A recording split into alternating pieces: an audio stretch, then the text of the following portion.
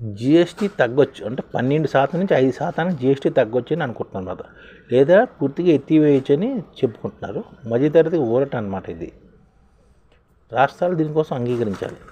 రాబోయే జిఎస్టీ మండలి భేటీలోనే ఈ నిర్ణయం తీసుకోవాలనుకుంటున్నారు. జిఎస్టీ నుంచి 12 నుంచి 10% తగ్గించాలనుకుంటున్నారు. మధ్యతరగతి ప్రజలకు శుభవార్త అన్నమాట ఇది.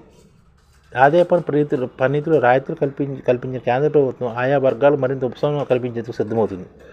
మధ్యతరగతి అల్పాదాయ కుటుంబాలకు వస్తు సేవల పన్నుని తగ్గించడానికి కూడా ఊరట కల్పించేందుకు అనుకుంటుందన్నమాట. ప్రస్తుతం 12% జిఎస్టీ పరిధిలో ఉన్న నిత్యావసర వస్తువులపై పూర్తిగా పన్ను తొలగించడం లేదా చాలా వస్తువులకు 5% జిఎస్టీ పరిధిలోకి తీసుకువచ్చే అంశాన్ని పరిశీలిస్తుందన్నమాట. టూత్పేస్టు, టూత్ పౌడరు, గొడుగులు, కుట్టు మిషన్లు, ప్రెషర్ కుక్కర్లు, వంట పాత్రలు, నెయ్యి, సబ్బు, చిరుతులు, ఎలక్ట్రానిక్ ఇస్త్రీపెట్టెలు, గీజర్లు, తక్కువ సామర్థ్యం కలిగిన వాషింగ్ మిషన్లు, సైకిళ్ళు, ₹100 కన్నా ఎక్కువ ధర కలిగిన రెడీమేడ్ దుస్తులు, ₹500 నుంచి ₹100 కలిగిన పాదరక్షలు తదితర వస్తువులపై జిఎస్టీ తగ్గించినట్లు సమాచారం. ఈ తగ్గింపు అమల్లోకి వస్తే చాలా వస్తువులు చౌకగా దొరుకుతాయి. సామాన్య వాడి నిత్యావసర వస్తువులు జిఎస్టీ తగ్గించడం వల్ల ప్రభుత్వంకి 40 నుంచి 50 వేల కోట్ల భారం పడుతుందని సంబంధిత వర్గాలు కూడా తెలుపుతున్నాయి. ఈ భారాన్ని మోసేందుకు సర్కారు సిద్ధమవుతుందని పేర్కొన్నాయన్నమాట. ప్రజల వినియోగ సామర్థ్యాన్ని పెంచేందుకే జిఎస్టీ తగ్గింపు నిర్ణయం తీసుకున్నామని వెల్లడించాయి. వస్తువు ధరలు తగ్గితే విక్రయాలు పెరుగుతాయని, ఫలితంగా జిఎస్టీ వసూలు కూడా పెరుగుతాయని కేంద్ర ప్రభుత్వం విశ్వసిస్తుంది.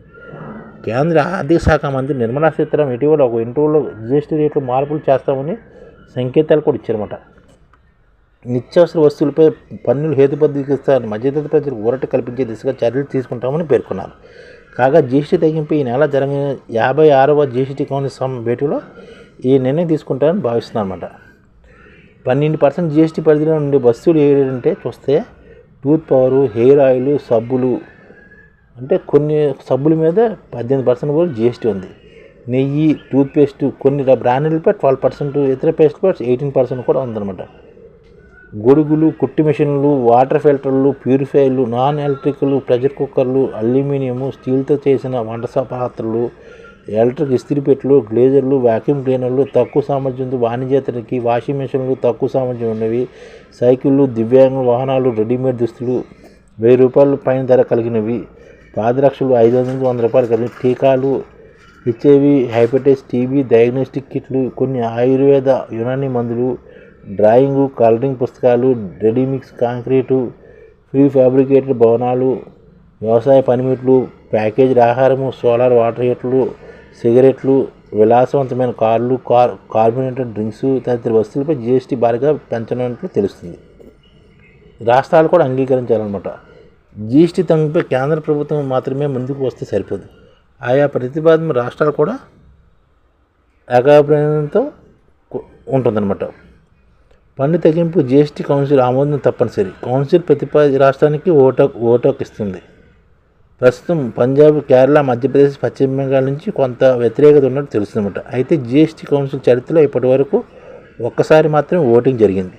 మిగిలిన అన్ని సందర్భాలు ఏకగ్రీవంగా తీసుకోవడం జరిగిందనమాట.